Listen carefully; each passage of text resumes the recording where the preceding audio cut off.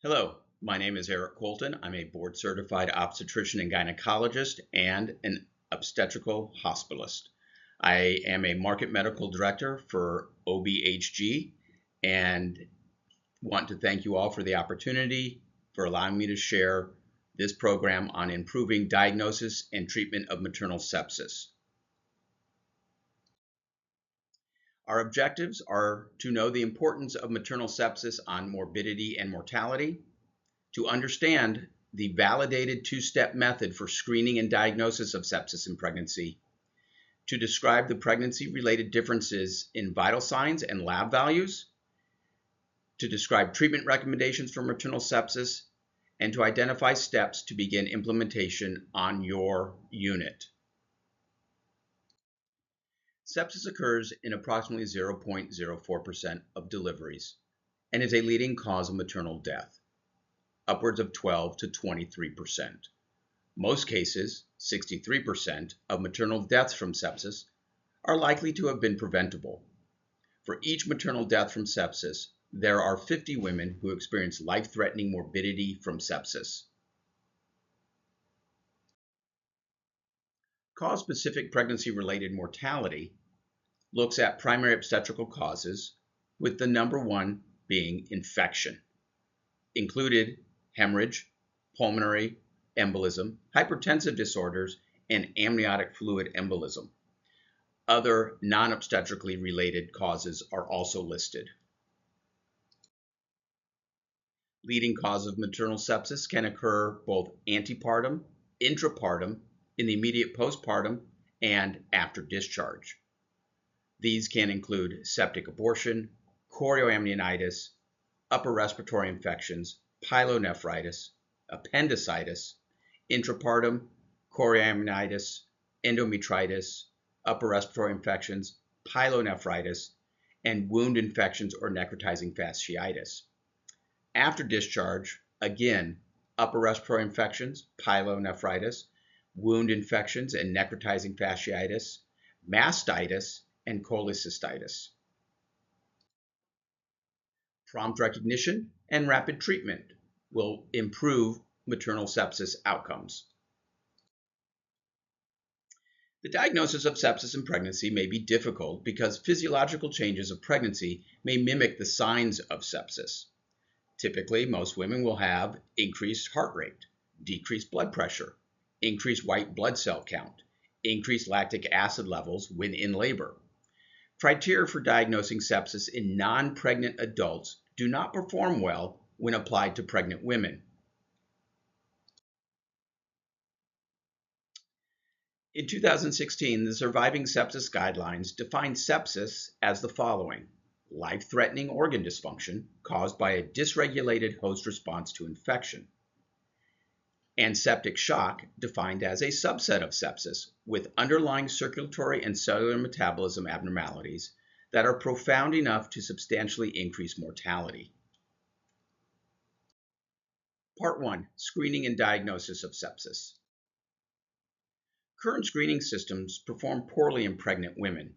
SIRS, which is Systemic Inflammatory Response Syndrome, SOFA, Sequential Organ Failure Assessment, the Q-SOFA, which is meant to be a quick bedside evaluation, and then the OMG-SOFA, Obstetrically Modified Quick SOFA Assessment. Recommendation for a two-step approach for the diagnosis of sepsis during pregnancy greater than 20 weeks and postpartum.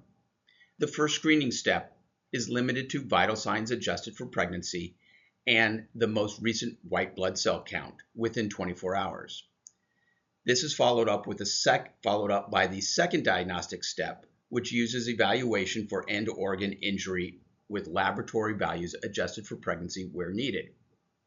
Included in these will be lactic acid, but keep in mind that this is often debated because women's lactic acid levels are often elevated due to labor. The two-step approach aims to reduce false positives, which avoid alarm fatigue, and reduces false negatives, which avoid missing cases. It is based on clinical practice data sets from 3 hospital systems in California, with adjustment for physiological changes in pregnancy. And this features a two-step approach. First step, a screening step, followed by a confirmatory step. While this slide is very busy, it demonstrates the entire flow chart of the two-step process. This slide demonstrates the first step in the two-step protocol. Patient has suspected infection. Evaluation includes oral temperature, heart rate, respiratory rate, and the most recent white blood cell count, with white blood cells greater than 15,000 or less than 4,000 or greater than 10% bands on the differential. This screen is positive if the patient meets 2 of the 4 criteria. Of note, the heart rate and respiratory rate must be elevated and maintained for at least 15 minutes. Once this is done and you suspect infection, start source-directed antibiotics, or if unknown source, broad-spectrum antibiotics, and 1 to 2 liters of IV fluids, increasing monitoring and surveillance, and move to the confirmation evaluation. In addition, if a mean arterial pressure is less than 65 millimeters of mercury and persistent after a volume load of IV fluids in the setting of infection, this directly defines septic shock. The second step of this two-step protocol involves testing to evaluate for end organ injury, CBC, COAG studies, a comprehensive metabolic panel, venous lactic acid, urine output with placement of a Foley catheter with a urometer, pulse oximetry, and mental status assessments. The evaluation and measure of end organ injury shows the end organ and the criteria, and if 1 or more of these are positive, you've met the diagnosis of sepsis for confirmation. Respiratory function, COAG studies and status, liver function, cardiovascular function, renal function, mental status changes, and lactic acid. This is the part of the flow chart that can help guide in the second part of the evaluation. The advantage of this two-step process is it promotes fewer missed cases, therefore a higher sensitivity, promotes fewer false alarms, higher specificity, and estimates that only 2% of patients will screen positive, giving a sensitivity of 97% and specificity of 99%.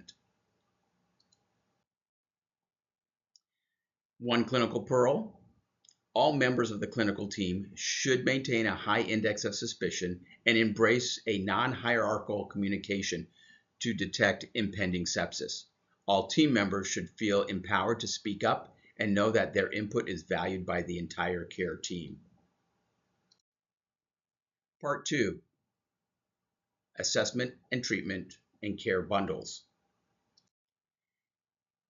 The key principles in assessment and treatment include: 1.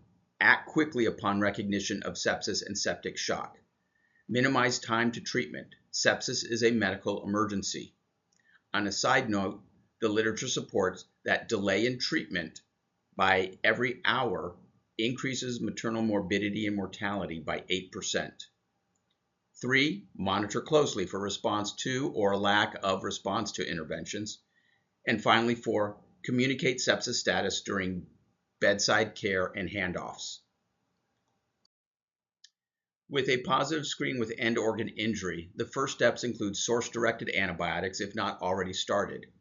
If source unclear, continue broad-spectrum antibiotics, maintaining or increasing fluids for 30 mL per kilogram within 3 hours if not already done.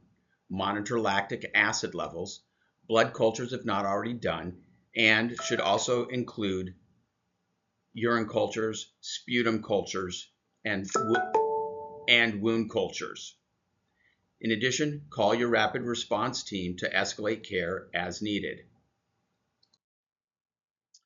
Following a positive step 1 initial sepsis screen, monitoring of the patient should include continuous fetal monitoring, continuous maternal pulse oximetry, blood pressure measurements every 30 minutes, temperature measurements every 30 minutes, hourly urine output checks, and continuous mental status checks, with time 0 being the starting point based on when the screen was positive.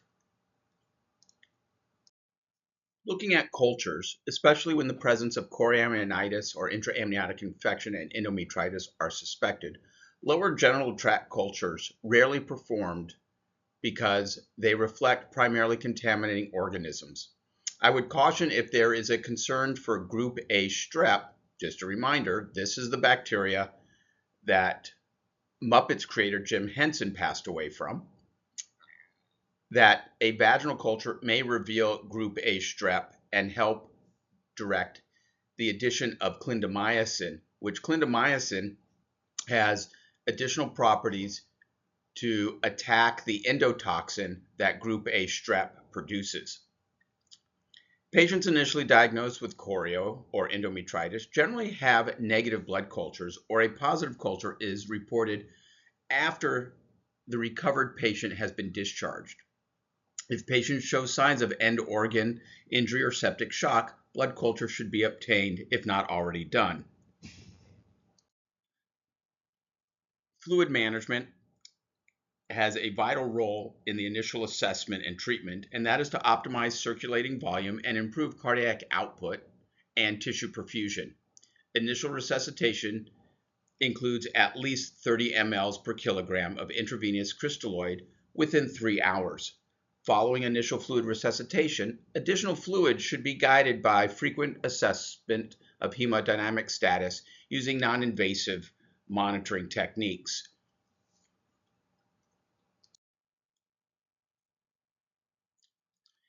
Criteria for consideration of transfer to a higher care facility would include the level of care that your current facility is capable of, and or a hypotensive patient despite fluid resuscitation or the need for administration of vasopressors, persistent hypoxia, and altered mental status. Another important addition to the management of sepsis is having the presence of a rapid response team. This is usually comprised of a critical care nurse and a respiratory therapist. I have seen at some facilities actually having a pharmacist respond as well, as at my clinical site. We have that additional member. The rapid response team helps support the care team outside of the emergency or intensive care departments and is particularly useful for obstetrical units where critically ill patients are uncommon. They can assist with the assessment of a deteriorating patient, provide early intervention, make recommendations for lab tests, fluid management, and treatment, as well as assist in transferring the patient to an intensive care unit within your facility. With the escalation of care, the transfer of an obstetrical patient to a higher level of care is usually sought for clinically unstable patients. A multidisciplinary team can be included in the decision to transfer. Safe transport of a critically ill obstetrical patient to a different hospital requires continuous cardiac monitoring, pulse oximetry, venous access, and assessment of vital signs.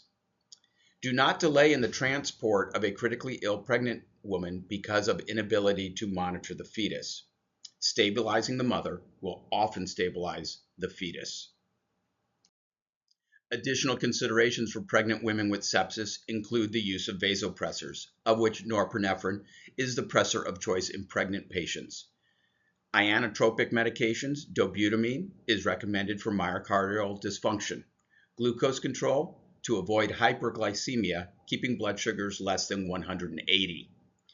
Maternal temperature control, which helps reduce fetal or oxygen consumption and fetal tachycardia, utilizing acetaminophen and cooling blankets.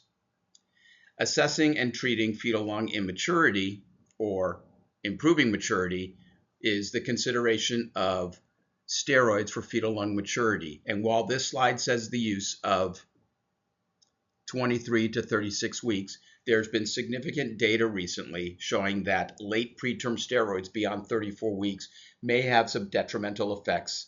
And my recommendation at this time is traditional use of steroids for fetal lung maturity in the infant that is less than 34 weeks gestation.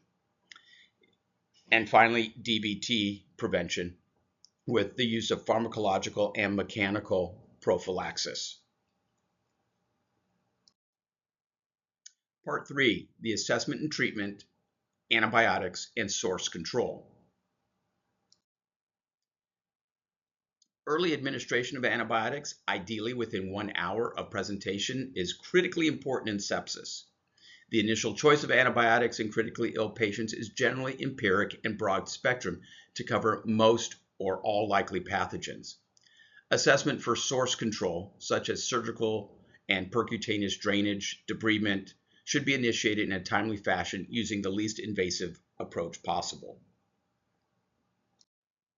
With regard to continued antibiotic use, as culture information becomes available and the patient stabilizes, it is often recommended that the antibiotic regimen be narrowed if possible. However, many pelvic infections are polymicrobial, involving aerobes and anaerobes. Cultures from the genital site may not be collected for or tested for anaerobes.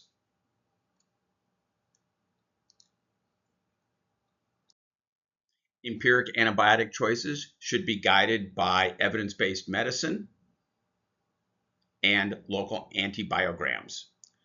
Recently hospitalized patients are at risk for multi-drug resistant organisms such as MRSA and extended spectrum beta-lactamase producing organisms. Initiate antibiotics for women with sepsis as quickly as possible through a sepsis order set available to clinicians. One clinical pearl, and that is regarding necrotizing fasciitis. Diagnosed clinically in the presence of fever, pain out of proportion to exam, the presence of crepitus, bullae, erythema, and a rapid progression of findings should prompt surgical management with tissue pathology, which will confirm the diagnosis. Period. Early debridement is critical. This lists source infection sites and recommended antibiotics, which at this time I will not go through each one of these.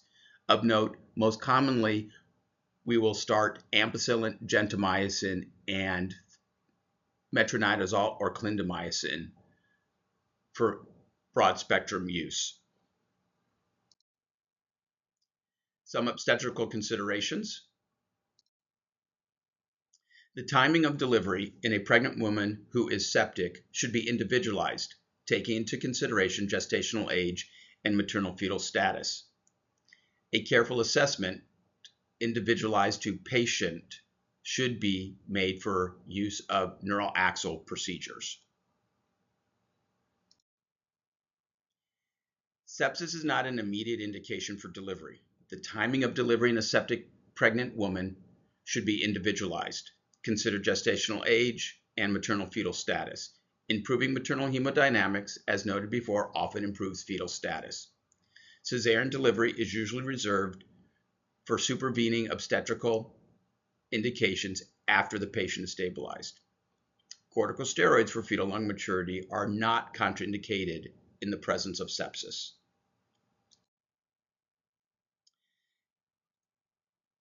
In patients with septic shock or sepsis, strongly consider avoiding neural axle procedures.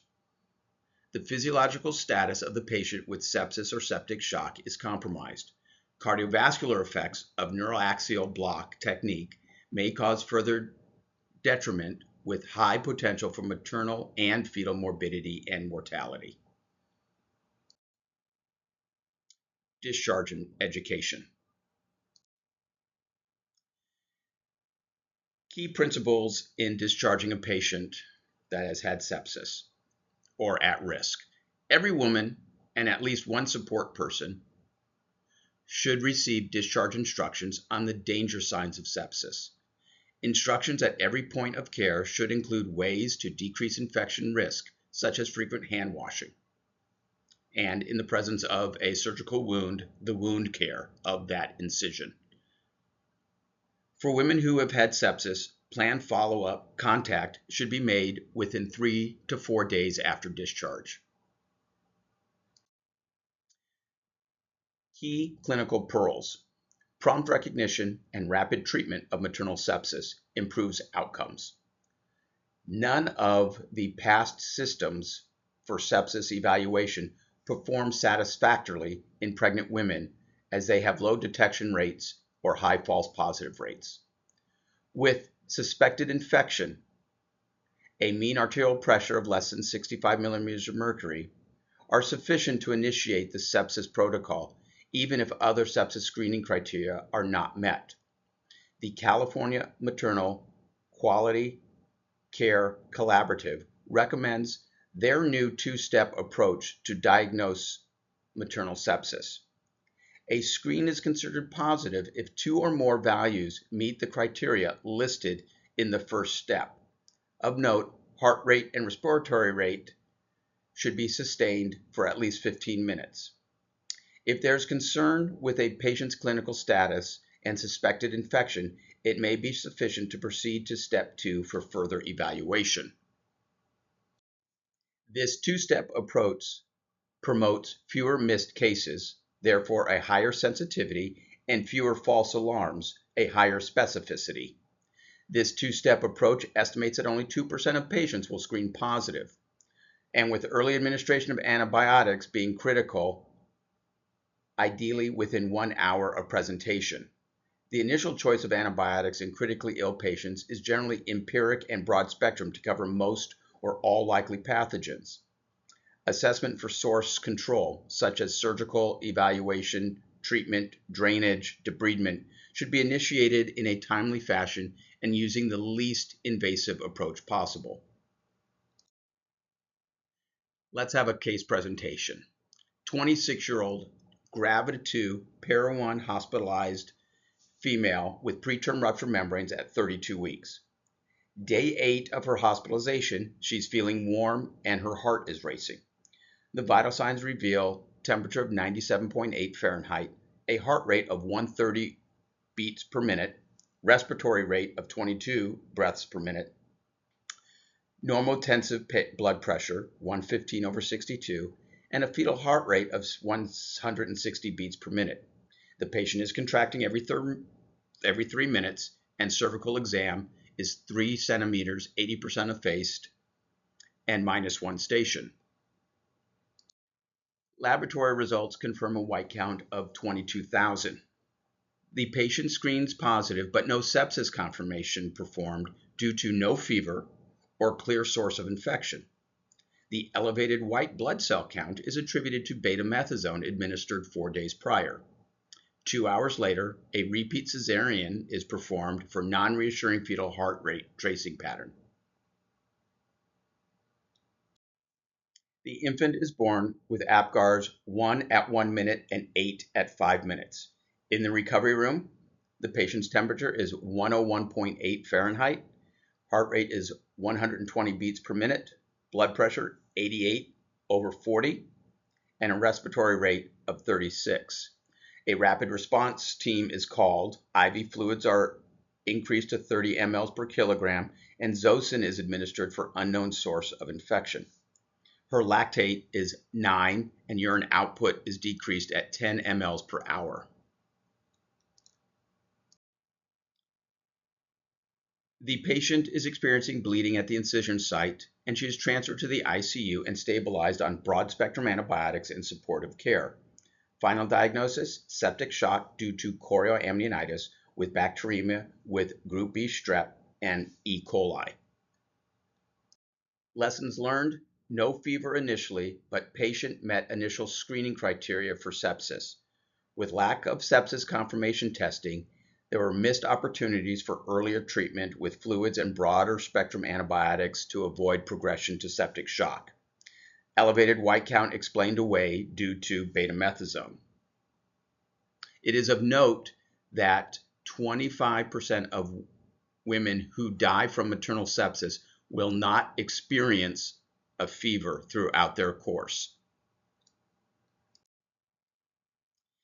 The validation of this two-step algorithm was published in March of 2024, roughly 4 years after the initial proposal and evaluation of this study. In addition, in July of 2024, the American College of Obstetrics and Gynecology provided an update on the criteria for suspected diagnosis of intraamniotic infection. And what was important about this clinical practice update is the diagnosis of suspected intraamniotic infection, or some of us used to call chorioamnionitis, is made when the maternal temperature is greater than or equal to 39 degrees Celsius, or when the maternal temperature is 38 to 38.9 degrees Celsius and one additional clinical risk factor is present. The diagnosis of suspected intraamniotic infection may also be made in the absence of maternal fever when the other associated clinical signs or symptoms are present. So you do not need fever to be present to diagnose chorioamnionitis, or also known as intraamniotic infection. Thank you very much for listening to the presentation regarding maternal sepsis, and hope this adds something or confirms what you are already doing on your labor and delivery unit. Thank you again.